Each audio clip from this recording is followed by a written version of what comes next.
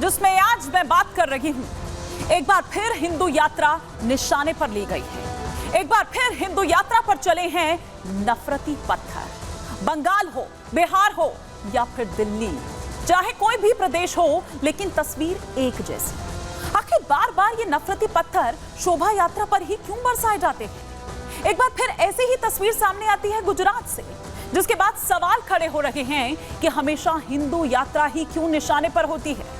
बताएंगे आपको कि क्या है ये पूरा मामला।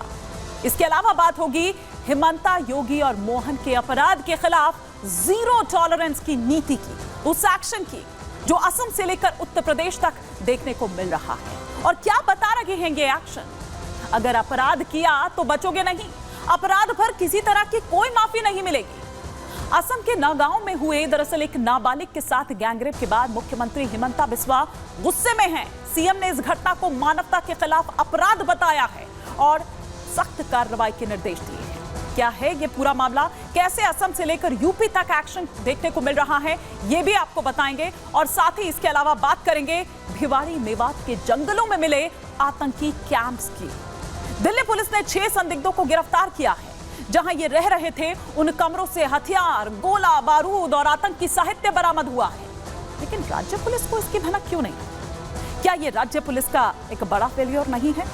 इस पर बात करेंगे, लेकिन सबसे पहले हम बात करते हैं हिंदू यात्रा पर चले नफरती पत्थर की। आखिर हमेशा हिंदू यात्रा ही क्यों इन नफरती जो लोग हैं या नफरती जो पत्थर चलाते हैं उनके निशाने पर आती है?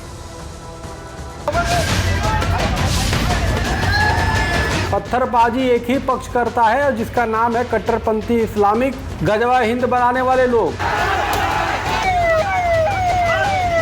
इस्लामिक जिहादी फोर्सेस ने हमेशा के स्टाइल से जो पत्थर मारने की उनकी संस्कृति है उसका पुनः परिचय दिया। हिंदू समाज की सुरक्षा कौन करेगा? कब तक भाईचारा? हम भाई कहते रहे, दूसरा चारा की तरह हमें स्वागत पत्थरों से करे और हम भाईचारा करते रहे।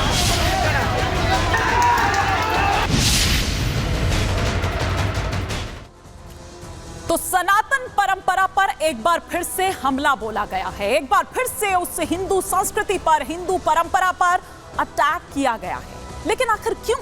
हर बार क्यों? जो हिंदू यात्रा है, जो शोभा यात्रा है, फिर वो चाहे हम दिल्ली की बात करें, चाहे हम बंगाल से इस तरह की तस्वीरें देखें, बिहार हो या फिर अब गुजरात ही क्यों ना हो, क्यों आखिर बार बार इस तरह की शोभा यात्राएं इन नफरती लोगों के मन में होती है? क्यों आखिर देश को बार बार इस तरह से एकदम हाईजैक यहां पर कर लिया जाता है? और यहां पर क्यों आखिर देश विरोधी वो ताकत बार बार यूं एक्टिव होती है और देश को तोड़ने की ये हिमाकत की जाती है? आखिर क्यों ये नफरती पत्थर जो हैं वो एक बार फिर चले हैं हिंदू यात्रा पर, उस शोभा यात्रा पर, जिस पर अब कई तरह के सवाल जो हैं वो खड़े हो रहे हैं। और हिंदू समाज जो है, साधु संत जो हैं, वो खास तौर पर इससे नाराज नजर आ रहे हैं। किस तरह के सवाल उठा रहे हैं वो भी आपको बताएंगे। लेकिन वडोदरा में कैसे चले ये नफरती पत्थर और क्यों चले?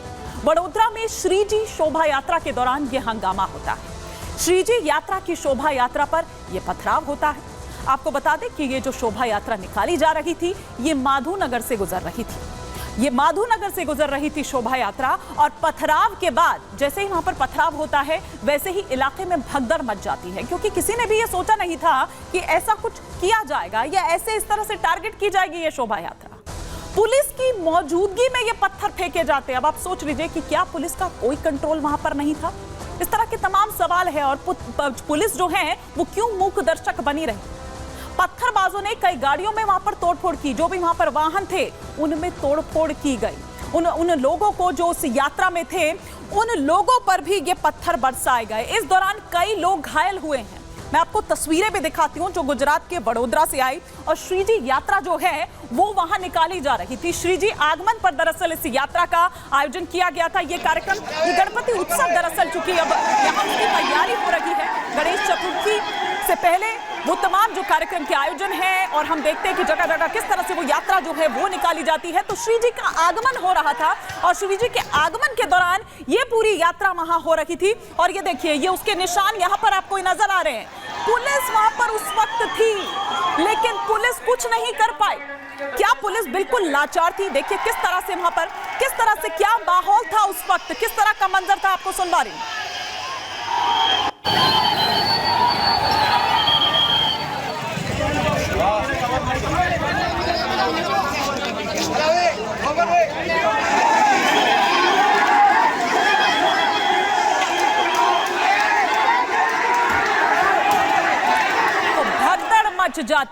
भगदड़ वहां पर मच जाती है, रात का वो अंधेरा और ये देखिए किस तरीके से वहां पत्थरबाजी होती है, मोटे मोटे पत्थर उठा के वहां पर। तो ये पूरी प्लानिंग थी पहले से कि शोभा यात्रा जैसे ही माधवनगर से गुजरेगी वैसे ही उस पर आपको अटैक करना है और बार बार इस तरह से।